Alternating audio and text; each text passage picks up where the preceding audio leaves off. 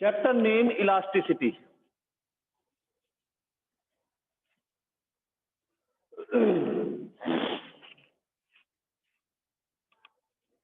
तो इलास्टिसिटी में first topic है हमारा और चैप्टर नेम है मैकेनिकल प्रॉपर्टीज ऑफ सॉलिड।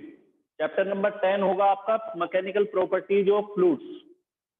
तो सॉलिड में हम क्या पढ़ते हैं? सबसे पहले तो सॉलिड होता क्या है, लिक्विड क्या होता है और गैस क्या होती है। मैं समझता हूं सभी जानते हैं सॉलिड कि जिसमें हमारे क्या होता है, वॉल्यूम फिक्स रहता है, शेप साइज फिक्स रहती है, उसको हम क्या बोलते हैं? सॉलिड बोलते हैं। पार्टिकल एक पर्टिकुलर लोकेशन में एग्जिस्ट करते हैं। अब इसमें दो तरह की बॉडी हो सकती है सॉलिड में भी, रिजिड और सॉफ्ट। रिजिड से मतलब क्या है? रिजिड से मतलब ये कि जिन बॉडी के ऊपर हम डिफॉर्मिंग फोर्स अप्लाई करते हैं, डिफॉर्मिंग फोर्स बोलते हैं जो किसी बॉडी की शेप साइज को चेंज करे। जैसे अभी आप ये देखते हो डस्टर, है ना, और इसका मैंने क्या किया, अभी ये हमारे पास एक डस्टर है और मैं इसके ऊपर एक फोर्स अप्लाई करता हूं। इस तरह से मैंने फोर्स अप्लाई किया, है ना, इसमें ट्विस्ट लेके आए थे, ट्विस्ट बोलते हैं एथन, इस तरह से, और छोड़ता हूं वापस इनिशियल स्टेट में आता है। तो ये बॉडी हमारी सॉफ्ट बोली जाएगी या इलास्टिक बोली जाएगी। अभी बात करेंगे इलास्टिक क्या होता है और रिजिड क्या होता है। लेकिन अगर मैं बात करता हूं इस बॉडी की, अब मैं क्या करता हूं, कोशिश करता हूं इसके ऊपर इसको ट्विस्ट करने का, लेकिन ये नहीं हो पाता मुझसे, और कोशिश की नहीं हो पाता। इसका मतलब ये कि ये रिजिड बॉडी बोल सकते हैं, लेकिन रिजिड बॉडी भी कोई फिक्स नहीं है। रिजिड बॉडी बोला जाता है कि जिसपे हम डिफॉर्मिंग फोर्स अप्लाई करें। डिफॉर्मिंग फोर्स मतलब that force which changes the shape and size of an object. जो किसी बॉडी की शेप साइज को चेंज करे, डिफॉर्मिंग फोर्स इसको बोलते हैं। तो डिफॉर्मिंग कोई भी बॉडी रिजिड नहीं होगी। क्यों नहीं होगी? क्योंकि हर किसी बॉडी की एक लिमिट रहती है। अगर मैं इसी डस्टर को देखें तो इसके ऊपर भी मैं फोर्स अप्लाई करता हूं, कुछ भी चेंज नहीं हुआ। हाँ, मैं फोर्स की वैल्यू इंक्रीज करता हूं, मैंने डिफॉर्मिंग फोर्स की वैल्यू इंक्रीज की तो इसमें ट्विस्ट आना शुरू हुआ है। ठीक है, अभी देखो ये इस तरह से है, सीधा है बिल्कुल स्ट्रेट। अब मैंने डिफॉर्मिंग फोर्स को अप्लाई किया, अब इसकी पोजीशन और शेप साइज सब कुछ चेंज होती है, शेप भी चेंज, साइज भी चेंज, सब कुछ। ये साइज मैंने बदल दिया दबा के, इसको साइज बोला जाता है कि जो उसकी वॉल्यूम टाइप में बोला जाएगा। साइज से मतलब होता है बच्चों की उसका साइज, उसका वॉल्यूम कितना है, एरिया कितना है, लेंथ कितनी है, उन सब में हमने चेंज किया। और शेप चेंज का मतलब कि उसकी शेप पहले सपोज सिलेंड्रिकल थी, आपने उसको बिगाड़ दिया, ओवल कर दिया, या उसकी शेप पहले सर्कुलर थी, आपने उसको बिगाड़ के इलिप्स बना दिया। मींस अलग अलग तरह से जो उसकी स्ट्रक्चर को चेंज करे। और साइज का मतलब पहले छोटी थी, आपने खींच के बड़ा कर दिया, जैसे इलास्टिक होती है ना, हालांकि वो रबर की बनी होती है, लेकिन इलास्टिसिटी उसकी जो नेचर है वो उसको किस तरह से डिफाइन करेंगे कि किसी भी बॉडी पर डिफॉर्मिंग फोर्स अप्लाई करते हैं एंड रिलीज करने पर क्या होता है, बॉडी अपनी इनिशियल स्टेट को रिगेन करती है, पा लेती है। when an external deforming force exerted on an object and body changes its shape and size, and on removal the force body again regains its original shape size, वापस से अपनी original shape size में आ जाती है। then this property of the body is called elasticity and that body is called elastic. Body की nature property को elasticity बोलेंगे, जिसकी वजह से वो वापस इनिशियल स्टेट में आती है, और उस बॉडी को इलास्टिक बोला जाता है। लेकिन कोई भी बॉडी पूरी तरह से इलास्टिक नहीं होती, इलास्टिसिटी नेचर उसमें पूरी तरह से नहीं आती। क्यों नहीं आती? आप देखते हो इस चीज को, आप रबर बैंड यूज करते हो बालों को बांधने के लिए या और 10 चीजों के लिए, और बार बार जब आप उसकी इलास्टिक को यूज करते हो तो देखते होगे कुछ दिन के बाद उसकी इलास्टिक ढीली हो जाती है, लूज हो जाती है। रीजन मैं पहले ही बोल रहा हूं, कोई भी बॉडी पूरी तरह से इलास्टिक नहीं होती,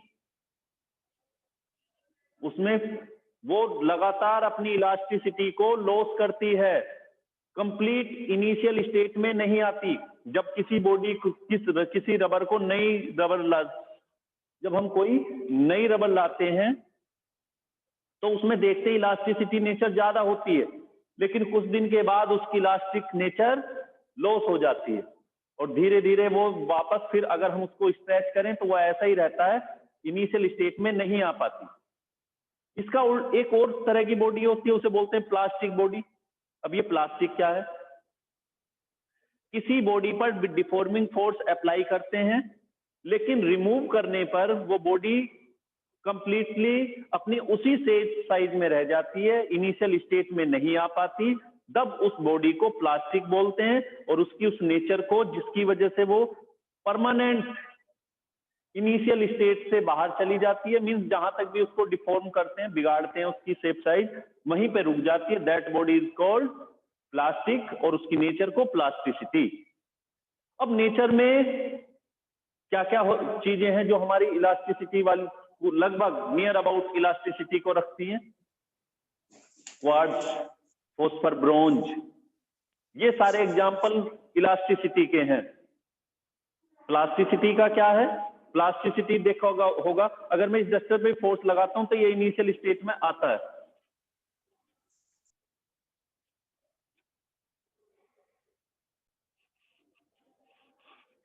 तो बच्चों, chapter name mechanical properties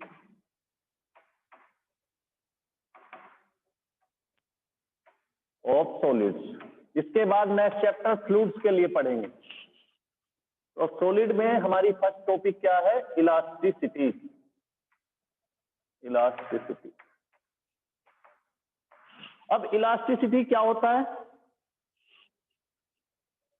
on removing the deforming force from the body regains its original shape and size, then this body is called elastic body, and the nature and the property of that body is called elasticity.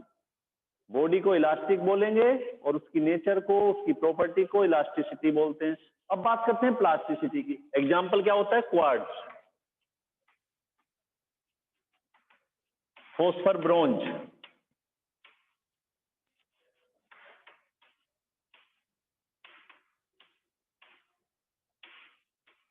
इसके बाद बात करेंगे plasticity की।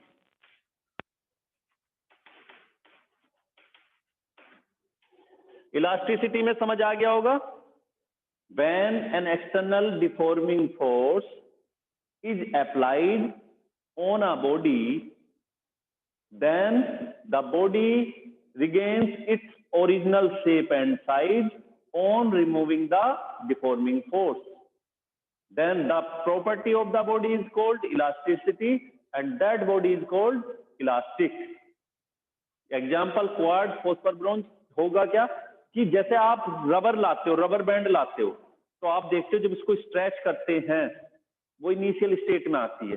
Stretch का मतलब उसको खींचते हैं, वापस इनिशियल स्टेट में आती है। जैसे थी लगभग लगता है कि ये वैसे ही हो गई, लेकिन वो रियल में पूरी तरह से उस शेप में नहीं आती, उस शेप में नहीं आती, उस साइज में नहीं आती। क्यों नहीं आती?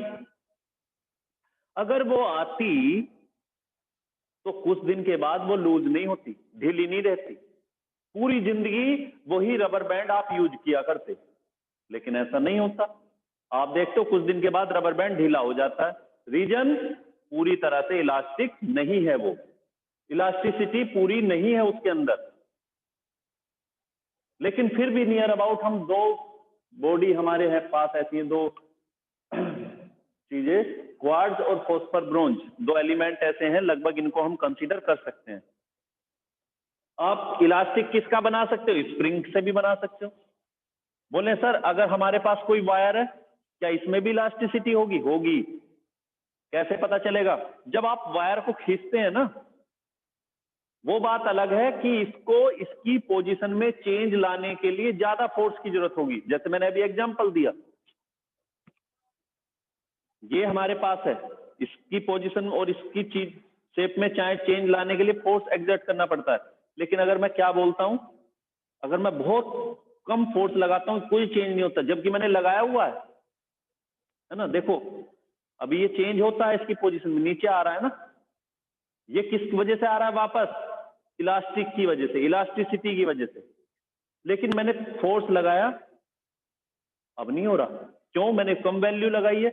अगर तुमने देखा होगा इसी तरह से रबर बैंड भी दो तरह की, एक तो बहुत थोड़ा सा फोर्स लगाए आराम से स्ट्रेच हो जाती है, एक बहुत ज्यादा टाइट खींचना पड़ता है, ज्यादा फोर्स लगाना पड़ता है, तब वो आती है। तो लेकिन जो इनिशियल स्टेट से रिमूव कर जाए, डिफॉर्म कर जाए, उससे पता नहीं चलेगा इलास्टिसिटी का। इलास्टिसिटी का पता चलेगा कि वो जब वापस आती है, तो किसी वायर को लेते हैं, खींचते हैं, वो इनिशियल स्टेट में आती है।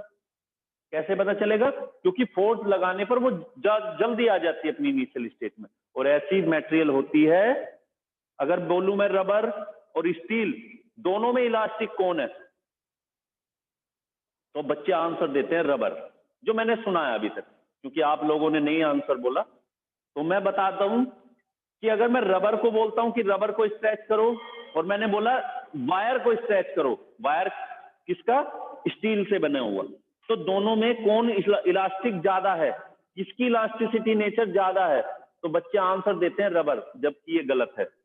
ज्यादा इलास्टिक,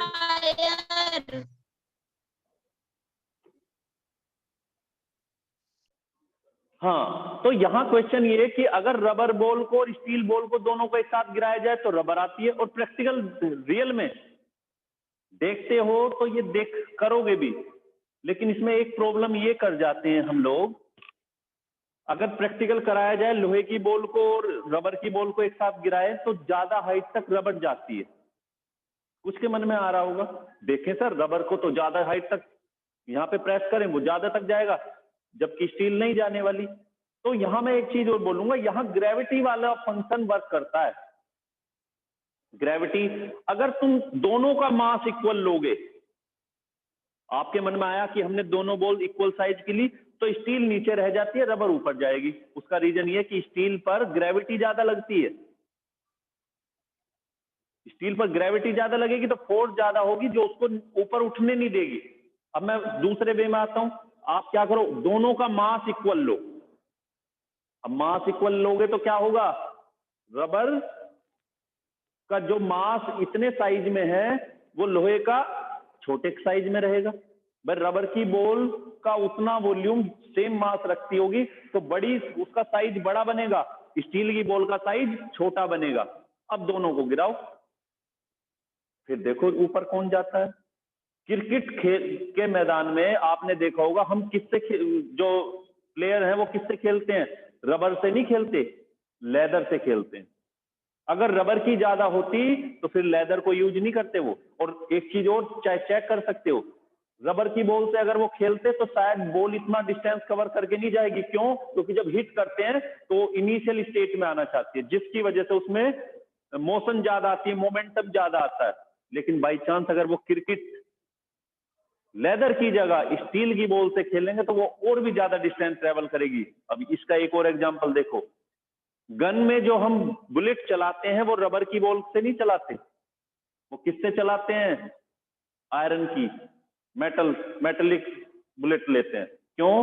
क्योंकि उसकी इलास्टिसिटी ज्यादा है, मोमेंटम ज्यादा आएगा, वेलोसिटी ज्यादा गेन करेगी, और जिस टारगेट को करेंगे उसको अचीव करेगी, और उसके अंदर से पियर्स करते हुए बाहर निकल जाएगी, मतलब घुसेगी और बाहर निकल जाएगी, जहां पे भी हिट करेंगे। समझ आया? तो यहाँ पे साइज वाली कंडीशन लेके चलना है। बोले सर ये चीज तो हम वायर का अगर लें, हाँ प्लास्टिक इलास्टिक रेंज ज्यादा होती है, मेरी बात पे ध्यान देना जरा। स्टील में इलास्टिक रेंज नहीं होती उतनी जितनी रबर में होती है। इलास्टिक रेंज से मतलब क्या है? इलास्टिसिटी तो ज्यादा है स्टील में, लेकिन रेंज कम है। रेंज कम का मतलब, ये ज्यादा का मतलब क्या? जब आप स्ट्रेच करना शुरू करते हो तो रबर ज्यादा डिस्टेंस तक स्ट्रेच हो जाती है और वापस आती है। स्टील को जब आप स्ट्रेच करना चाहोगे तो वो उतना डिस्टेंस तक जाएगी ही नहीं, उतना स्ट्रेचिंग उसमें नहीं होती। इनिशियल स्टेट में तो आएगी लेकिन उतना नहीं जाती। क्या होता है, उसकी रेंज कम है। ये मान के चलो रबर को खींचते हो, 1 मीटर तक खींच लिया तब भी इनिशियल में आ जाएगी। इलास्टिक को अगर 1 मीटर खींचा वो इनिशियल में नहीं आने वाली। इलास्टिसिटी ज्यादा है, मैं ये फिर से बता रहा हूं, इलास्टिसिटी ज्यादा है लेकिन रेंज कम है। समझ आ गया ना? जैसे बोले कि 2 लोग हैं, एक काम कम करता है एक ज्यादा करता है, लेकिन जो ज्यादा करने वाला है वो गुस्सा जल्दी करता है। गुस्से से मतलब उसको अगर कुछ थोड़ा सा कुछ गुस्से में बोल दे या उसको डांट दे तो वो सारे काम को छोड़ देता है कि मैं नहीं करने वाला। तो उसका काम करने का सिस्टम तो है लेकिन रेंज कम हो गई। या ये बोले जो काम कम करने वाला है उसे हम क्या करते हैं, घर में भी काम करा सकते हैं, बाहर भी करा सकते हैं, कहीं दूसरी जगह भी करा सकते, रेंज बढ़ गई उसकी काम करने की। लेकिन जो काम ज्यादा करता था वो कहता है मैं केवल घर में करूंगा, मैं बाहर नहीं जाने वाला, तो उसकी रेंज कम है। इसी तरह से रबर को जब स्ट्रेच करते हैं तो रेंज ज्यादा है, क्योंकि ज्यादा डिस्टेंस तक खींचने के बाद भी वो इनिशियल में आती है। लेकिन स्टील को अगर यहां तक खींच दिया तो वो फिर दोबारा नहीं आने वाला, उसकी रेंज कम है। तब बात आती है प्लास्टिसिटी वाली। हमने यहाँ पे किसी बॉडी को स्ट्रेच करते हैं, वो इनिशियल में नहीं आती, एज इट इज रह जाती है। जैसे वैक्स, वैक्स को आप दबाओ फिर वापस नहीं आने वाली। गीली मिट्टी उठाओ उसको दबाते हैं फिर वापस नहीं आती। कुछ बच्चों के मन में आ रहा होगा घर में मम्मी आटा भी गूंथती है, लेकिन आटा गूंथती है तो देखा होगा तुमने वो रबर की तरह वर्क करता है। आप दबाओ थोड़ा सा वो वापस इनिशियल स्टेट में आएगा, चाहे देख लेना। तो आटे को हम नहीं बोल सकते इलास्टिक नेचर में, क्योंकि उसके अंदर थोड़ी सी इलास्टिक नेचर होती है। आप आटे को अगर खींचोगे तो वो थोड़ा सा वापस इनिशियल स्टेट में आता है, उसमें रबर वाली नेचर आ जाती है लेकिन गीली मिट्टी में नहीं आती, इसीलिए उसको कैसा बोला जाता है, प्लास्टिक नेचर में, प्लास्टिसिटी उसके अंदर होती है। तो इसका एग्जांपल क्या है, वैक्स, पुट्टी जो पेंट करते हैं दीवारों पर, वो भी इस रेंज में आती है। और तीसरा हमारा गीली मिट्टी। ये सारे एग्जांपल प्लास्टिसिटी वाले हैं। इसमें डिफॉर्मिंग फोर्स लगा रिमूव करने के बाद इनिशियल स्टेट में नहीं आती, ये आती है। रेंज और ये सारी चीजें बाद में कराएंगे। फिलहाल आज की क्लास यहीं पे बंद करते हैं बच्चों, ठीक है।